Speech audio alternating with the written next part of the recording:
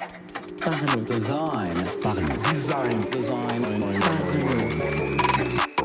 Votre podcast Parlons Design saison 4 est sponsorisé par ZKKOS Theory, le site des product designers. Salut, c'est Romain Panchna, bienvenue dans un nouvel épisode du podcast Parlons Design. Aujourd'hui, on va parler d'une philosophie, un petit peu d'une idée. Le but, c'est de vous lancer dans une réflexion et aussi de vous donner des pistes un petit peu activables très rapidement pour avancer dans cette idée-là. Alors, c'est la philosophie de passer d'un concept d'utilisateur à un concept de membre, donc à un concept qui inclut beaucoup plus ces fameux utilisateurs justement dans l'application, dans le service qui est conçu et qui les transforme en fait en partie prenante du projet pour avancer bien sûr plus loin, de manière plus durable. Donc on va un petit peu discuter de ça. Alors j'avais très rapidement abordé ce sujet dans la vidéo Inspiration avec Designer Interactif et Adobe, que vous avez peut-être vu passer sur les réseaux sociaux, mais je voulais y consacrer un vrai épisode de Parlons Design pour que pendant 10 minutes je puisse vous donner un petit peu des pistes un petit peu plus profondes, parce que là on survolait. Le but de cette vidéo, si vous l'avez pas vu, c'était un petit peu de donner des pistes, des grandes lignes de sujets, de points sur lesquels s'interroger, et du coup aujourd'hui on va pousser un petit peu en profondeur ça, c'est une invitation à la réflexion en fait.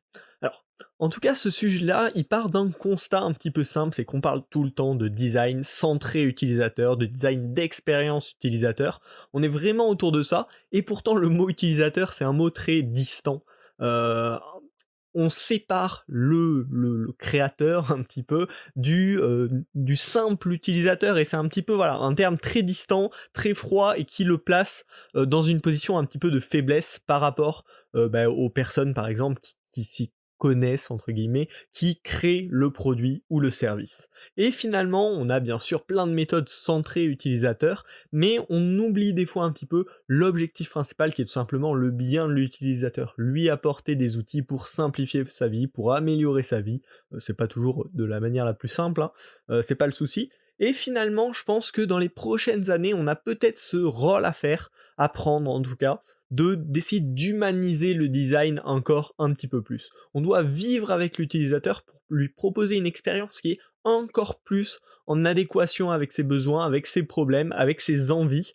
Et finalement, l'engagement continu qui est recherché par beaucoup de produits aujourd'hui, c'est pas la bonne solution pour ça, pour le bien-être de l'utilisateur. On parle de plus en plus d'hygiène numérique, ça se démocratise, et nous, en tant que designer, on a un rôle à jouer là-dedans. Alors, quel atout d'essayer de passer de ce mindset de conception centrée utilisateur vers une conception centrée vers la création de membres? Déjà, pour nos utilisateurs, il y en a pas mal des atouts. Le premier, c'est le calme et la tranquillité. Je vous parlais d'hygiène numérique, c'est exactement ça. Le but, ça va être de déstresser les utilisateurs, de les mettre dans une position où ils contrôlent les choses, où ils comprennent les choses, et donc transformer leur parcours pour le simplifier, pas juste pour que ce soit plus simple, mais pour que leur quotidien soit plus tranquille et qu'ils aient aucun stress, aucune pression quand ils utilisent l'application ou quand ils ne l'utilisent pas. Pas créer d'addiction par rapport à ça.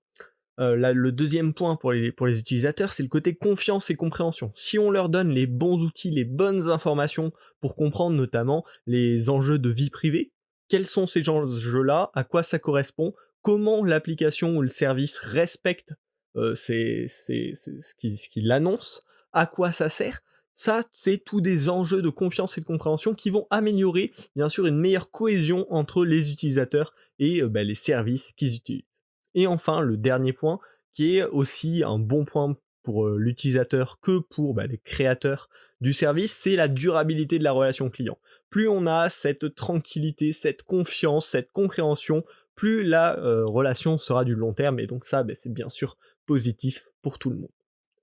Désormais, pourquoi nous, on aurait, en plus de ça, intérêt à prendre part à ce changement en tant que designer ? Le premier point qui semble extrêmement logique, c'est faire le bien de ses utilisateurs. Déjà c'est cool, et en plus faire le bien de ses utilisateurs, c'est faire le bien de son produit. Plus un produit va répondre à des vrais besoins et va correspondre en fait aux besoins, aux envies des utilisateurs, plus ça va bien se passer. La seconde raison, ça va être tout simplement pour anticiper les enjeux futurs. Plus de nombreux produits prôneront cette vision centrée, plus humain en fait finalement, plus cohérente, plus les utilisateurs s'attendront à ce type d'expérience. Donc en anticipant ces futurs besoins, ces futurs attendus, on va forcément créer des meilleurs designs qui seront plus durables et qui seront plus en correspondance avec ses besoins, avec ses envies, avec cette évolution. Et enfin, la dernière raison qui est un petit peu égoïste en tant que designer, c'est tout simplement ne pas stagner. Aujourd'hui, on a beaucoup de méthodes de recherche d'expérience, de recherche utilisateur, on a plein de ressources pour apprendre plein de choses, on peut pousser la chose encore un peu plus loin, et chercher vraiment à faire du design humain, du design pour le bien de l'être humain. Et donc ça, se questionner, repousser un petit peu les limites de notre réflexion, c'est toujours bien, du moins pour explorer, et pour pas rester statique, pour pas stagner dans un niveau où on va faire quelques petits tests utilisateurs pour voir s'ils comprennent à peu près l'interface, mais on va vraiment essayer de pousser ça avec les solutions que je vais pouvoir vous proposer immédiatement. Alors, voilà, j'espère que je vous ai convaincu, je vous ai motivé du moins à réfléchir sur cette question. Maintenant, si on veut agir, là vraiment, si on veut se lancer, j'ai prévu quelques petits points, des points un petit peu long terme, et puis pour terminer ce podcast, vraiment 3 solutions qui peuvent être applicables, on va dire, dans les semaines, dans les mois à venir pour créer cette nouvelle relation entre les membres du produit et votre produit. Alors, le premier, ça va être vraiment dans l'essence, dans la conception d'un nouveau projet, ça va être penser le produit dans son ADN pour qu'il fasse participer les utilisateurs. On va pas juste faire 5-6 tests utilisateurs, mais vraiment dans la conception, dans l'interface du produit, dans la manière dont il fonctionne, intégrer une part de collaboration entre les utilisateurs et l'équipe de l'application, du service. Donc ça, si on commence à avoir ces mentalités au moment où on réfléchit le produit, forcément, ça va découler sur tout le reste du produit, sur tout le reste de la relation client et entreprise. Le deuxième point, ça va être d'essayer de créer une communauté autour du produit. Alors ça, il y a plusieurs manières, ça peut être une communauté sociale autour d'un produit, ça peut être une communauté d'insiders qui vont vraiment être proches de l'équipe et qui vont remonter des besoins, des envies, des retours spécifiques, faire une communauté de bêta-testeurs. Et donc tout ça, voilà, vraiment créer un groupe fort autour d'un produit, ça va avoir une valeur long terme et durable, des gens qui collaborent avec le produit, qui construisent le produit. Ça, c'est vachement intéressant.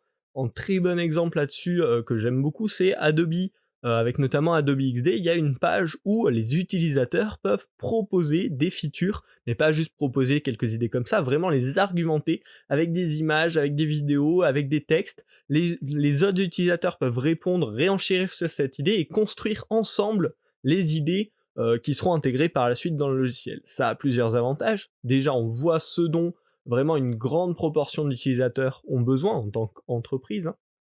On a en plus l'avantage d'avoir des propositions d'idées un petit peu avancées, qui donnent un peu de valeur, un peu plus que juste on aimerait bien ça, mais vraiment des idées de comment ça pourrait fonctionner. Et puis bien sûr l'avantage final, c'est que si un jour ces fonctionnalités sont intégrées, les utilisateurs qui ont participé à sa conception au départ, qui ont participé à créer l'idée, se sentent bien sûr beaucoup plus impliqués dans le produit, et se sentent vraiment pour le coup membres de la communauté. Et c'est ça vraiment le but, c'est de créer cette relation beaucoup plus forte.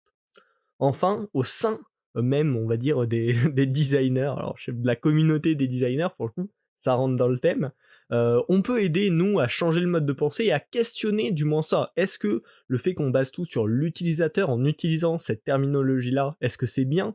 Est-ce qu'on pourrait pas trouver un autre mot qui convient mieux ? Comment on pourrait s'engager directement pour créer un lien plus fort avec nos actuels utilisateurs, pour les transformer plutôt en membres, dans le sens avec un lien un petit peu plus fort. Voilà. En fait, lancer ce débat, en discuter avec d'autres designers, c'est déjà participer au fait d'humaniser un petit peu plus le design et de tendre dans cette direction. C'est ce que j'essaye de faire dans ce podcast, c'est ce que vous pouvez faire dans un podcast, dans un article, ou juste en discutant avec d'autres designers.